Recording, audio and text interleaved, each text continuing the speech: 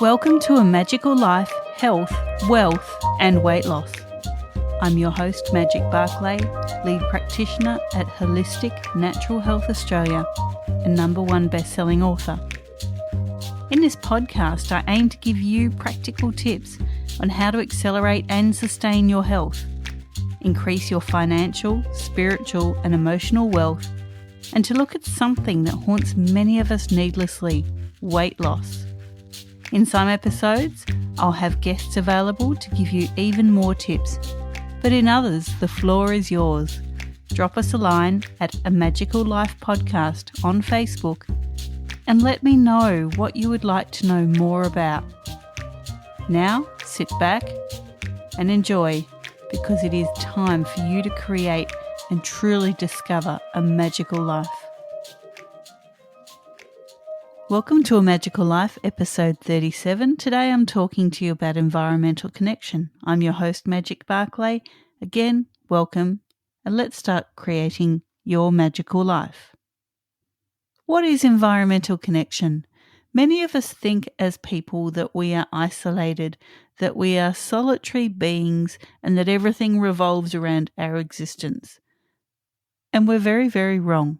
What we are as humans is we are one species of primate, one species of thousands of species of primates, not to mention all the other species and different families of animals that are out there.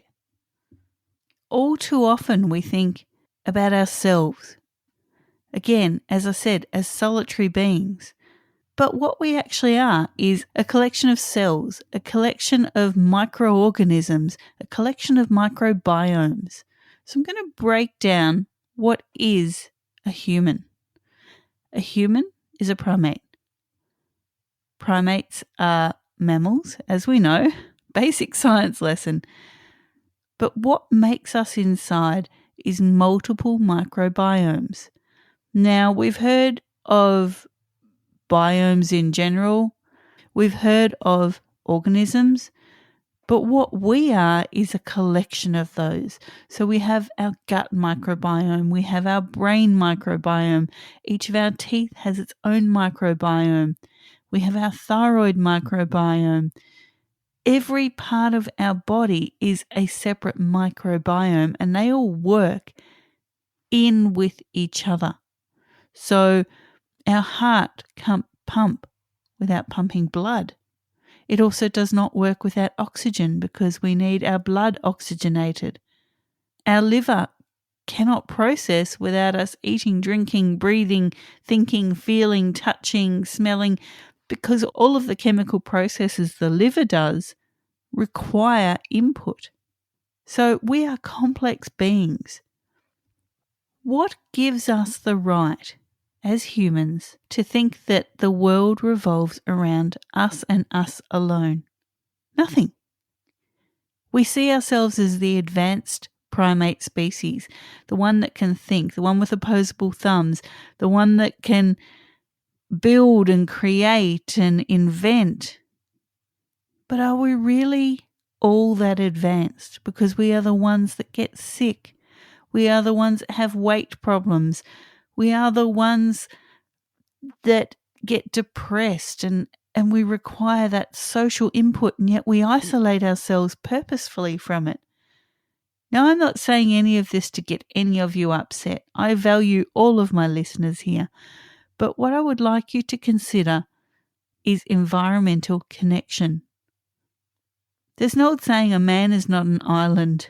And that is so true, because we need the things around us. We need the bees in the garden because we need them to pollinate our fruit and our veggies. We even need them to pollinate grass. And if you eat meat, the animals that you're eating are eating grass. Grass has seeds. It needs to germinate and pollinate, and different grasses have different flowers. And we don't exist without bees, for example. And yet, as humans, we see a bee swarm in our home, we go, danger, need to have that relocated, need to get pest exterminators out here. Why? Yes, get them relocated to someone who cares for the bees, someone who can give them a safe place to do what they do. We look at other animals, for example, bats. Now, I'm a wildlife rescuer. I've spoken to you on this podcast a little about that in the past, and in a future episode we will have an amazing rescuer from the Wildlife Rescuers talking to us about that. But let's talk about bats for now.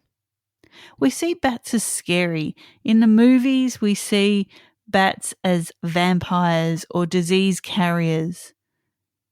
That has come from someone's imagination. What bats actually are fascinating mammals. Yes, they're mammals just like us. They have families just like us. They raise their babies just like us.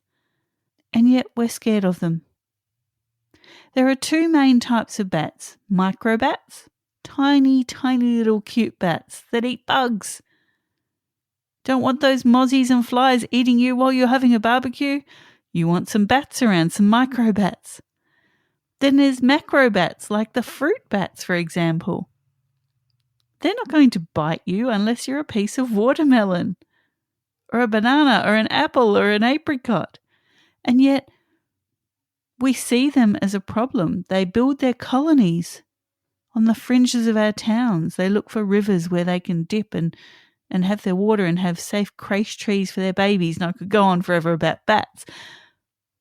But why do we see them as a problem? Because we have an unfounded fear of them. We've disconnected ourselves from the macrobats, the fruit bats. What a fruit bat will do is pollinate and disperse seeds. We need them to create our rainforest, to create our bush growth. We need them to be able to have healthy gardens. We need them to be able to create robust food sources for ourselves. And yet we villainize them, we misunderstand them, we disconnect ourselves from them, and we elevate ourselves as humans as someone more important. That our fruit trees in our backyard are more important than the bats' lives. So what do? We try and protect our fruit trees by putting fruit netting on them, because we're selfish as human beings. And we think that tree is just there just for us. We are so environmentally disconnected. Now, fruit netting can be one of the most dangerous things for wildlife. Why? Because they get caught in it. A bat, for example, will try and bite its way out of the fruit net, causing horrific injuries that can cause death. Why do we do that? Do we eat every single piece of fruit from that fruit tree, from that apricot tree in the backyard? No. As a rescuer, I attend net incidents to get bats and possums and birds out of the netting. And 99% of the time, the ground under the fruit tree is covered with rotting, fallen fruit. Why net the tree if you're not going to eat every single piece of fruit on it? Why not just put little safe, wildlife-friendly net bags around one cluster of fruit and allow the wildlife to take the rest?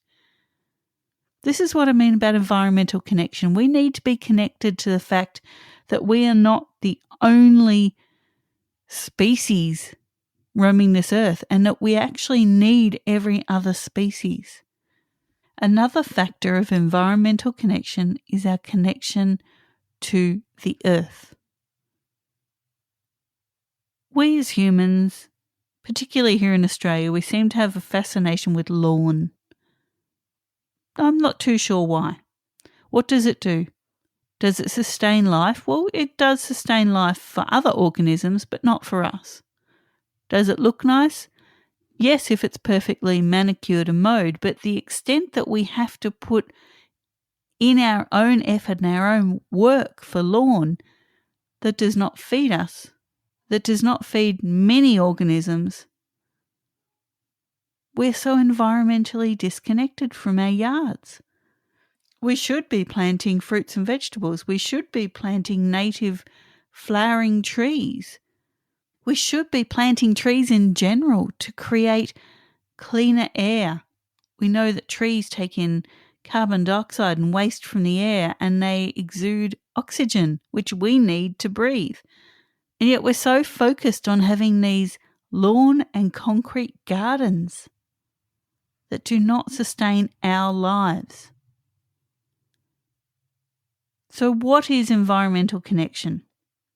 Environmental connection is understanding your surroundings, understanding and appreciating that we are not the only species that matters, understanding and appreciating that life comes from many sources. It comes from the sun. So we should get some sun because that creates chemical processes in our bodies. It activates vitamin D. It does so many things for us. The plants understand that. We seem to have forgotten that. We need to be connected to our water sources. We need to stop polluting our water sources, stop polluting our streets. Everything that we put in the streets goes down the stormwater and into the ocean. We need to do our recycling, yes, but how many of us snip those little plastic rings on the bottles in our recycling? How many of us make sure that our recycling is broken up so it can be recycled properly? We need to be aware of our food. Where does our food come from? Is it conventional fruit and veg? Which means that once it's grown, glyphosate is thrown over the field or the paddock, everything's burnt down to the ground, and then something else is planted there. Or do we farm or source our food organically, where it's grown in enriched, nutrient-filled soils, where crop rotation is a thing because different veggies and fruits will put different minerals and compounds back into the ground? Environmental connection is our connection to our community. We talk about community here a lot on this podcast. Do you know your neighbours? Do you have a safe community around you where you can get your social needs built, where you can help other people, where you can exchange ideas, have robust discussions, share food, grow your own tomatoes, your next door neighbour's growing parsley, and you swap them?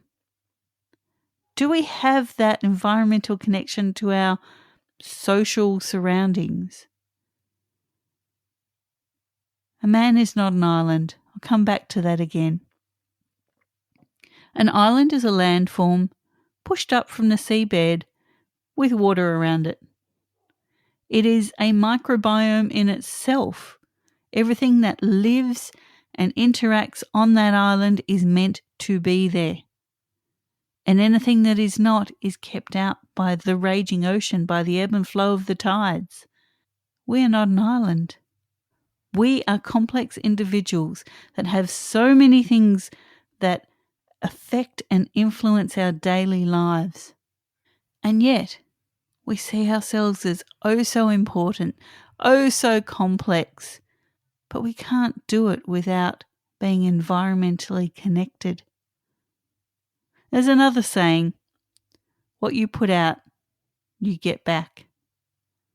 So as humans, what are we putting out?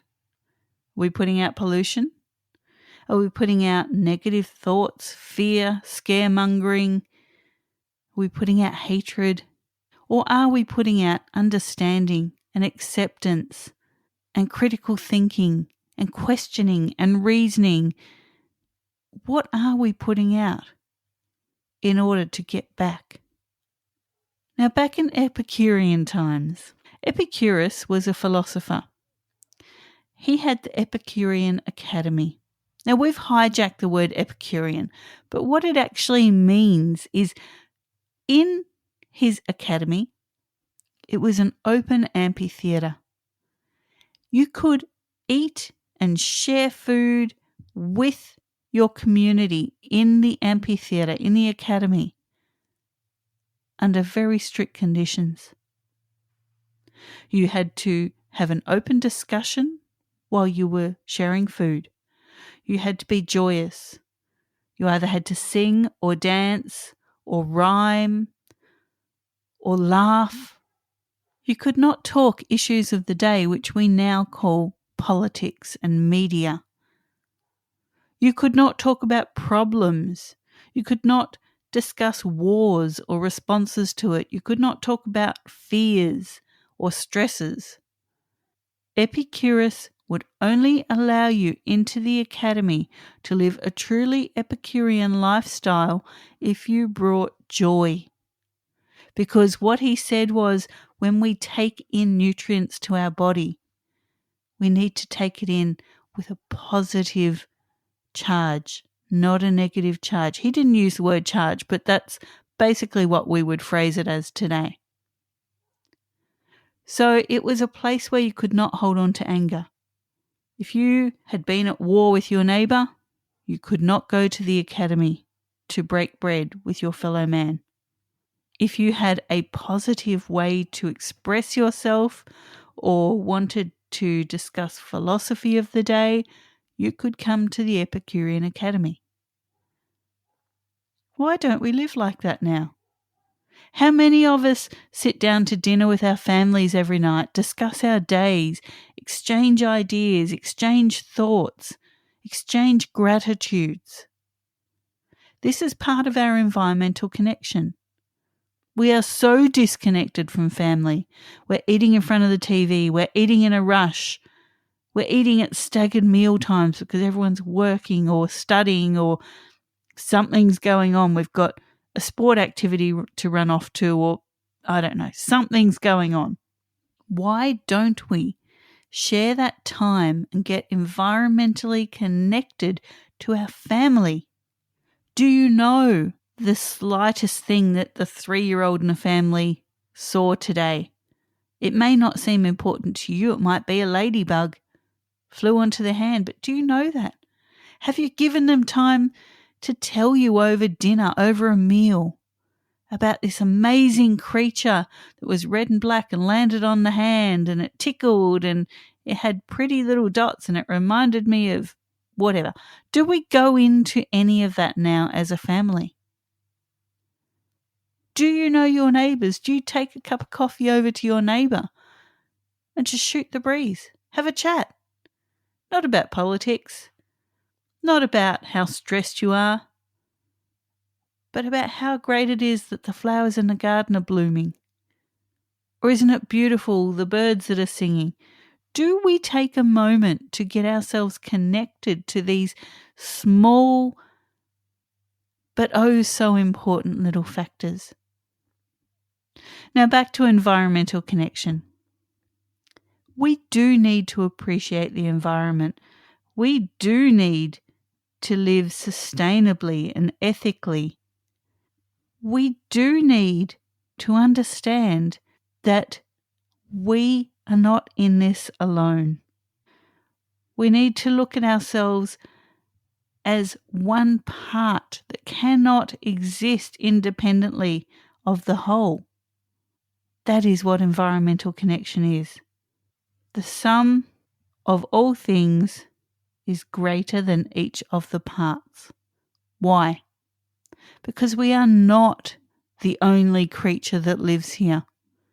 We are not going to have endless food and water available to us if we do not appreciate the birds, the bees, the bats, the other animals that share our existence.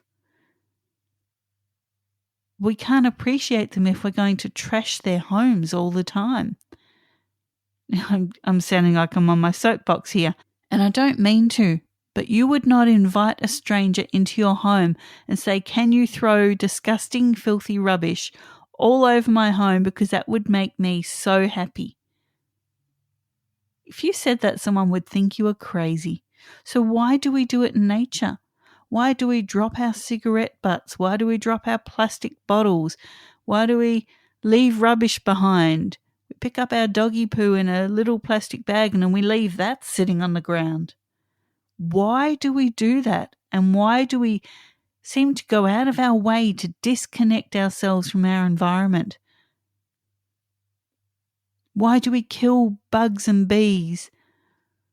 Why do we disperse bat colonies? Why do we kill our native animals? No matter what country you're living in, there's culling and killing going on all the time. Why? We need them. If humans were erased from the planet, everything else would coexist so happily. Nature would fight back. The land would become abundant once again, because no other species is so disconnected from environment as humans. So how does this relate to your health, wealth, and your weight loss? Easy. Your health requires you to take in a vast array of clean nutrients, not modified, not genetically manufactured, but clean nutrients created by the environment, created from rich, healthy soils, created from clean water. We need that for our health. So many of our health problems are because we've taken medications or we've taken in toxins, maybe it's drinking or smoking or drugs or whatever your toxin of choice was at the time. We eat foods that are farmed conventionally, not organically, so they are so low in nutrients. They are watered with fluoridated toxic water. Our health relies on our connection to environment. Our wealth also relies on that. There's the saying, you cannot pour from an empty cup. Your wealth cannot grow if you are chasing it from a place of fear, a place of being broken or damaged. That is your empty cup. You need to fill your cup to create wealth, be it emotional, physical, spiritual, financial, whatever your wealth is. You need to nurture that through your environmental connection that may be as small as talking to your neighbour. Our weight reflects our disconnection from the environment. Body fat is toxic. You are not fat, you are toxic. Why? Because the stress that you put yourself under is creating toxins that are stored in your body fat. The chemicals that you take in from your products, from your homes, from cars, from our conventional food, is all those toxins, they're stored in your body fat. Your body fat is your body's way to try and save you because it doesn't know what to do with the toxins. So it stores them in your body fat. We talk a lot about stress, and in an upcoming episode, in episode 40, we're actually talking about stress relief because it's so, so important. But to get the idea of environmental connection is so important. It's something that so many of us do not understand. Again, I apologize if it sounds like I'm on my soapbox today. But one thing I would like you to do to create your magical life, one thing you can do today, tomorrow, the day after, try every day for a week, is find some sort of connection to your environment. Is it that you start with your home environment and you reduce toxins in your home by using essential oils? Is it that you can start reducing your toxic food by buying organic foods rather than conventional foods? Is it that you can start going outside and planting trees in your yard or bushes or flowers in your yard? Something that will provide for bees, birds, possums, whatever you have in your garden. Is it that you can go and take fruit nets off your fruit trees and put little bags around little clusters of fruit and say to the other animals, you are welcome, I will feed you because I am connected to you, because I thank you for everything that you do. Now, a lot of you might be thinking, Magic's lost her mind, she's a hippie, she's, she might as well be living out in the bush. never having showers or whatever. I don't know what you're thinking. But I just want you to understand that we are not the sole providers of life, and that if we are not connected to our environment, there is no way that we can sustain our lives forever. We have finite resources. When do we give back? When do we create healthy environments for ourselves and give back to ourselves? It might be just chemicals that you're using in your home. What is that doing for the environment? What is it doing for you? What is it doing for the people that you love, for your pets? Is it helping anyone else? Going to give you all some homework this episode, and that is, for the next week, I want you to try and find your environmental connection. I want you to go outside and appreciate something that nature has given you. And ask yourself, if I never saw this again, how would my life be affected? And really look deeply at that. That ladybug that sits on the 3-year-old's hand and tickles their hand. If that ladybug never existed again, what would happen? That is just a small summary of environmental connection. And I really wanted to just get this out there for you to think about. Because we create such stressful lives for ourselves. We've got to have the latest this or the fanciest that. What does that actually do for us? What does that do to sustain life? What does it do to fulfill your health? What does it do to make you truly, truly happy? I'm not talking happiness for the moment that you bought it, you unboxed it, you started using it, it was the greatest thing since sliced bread.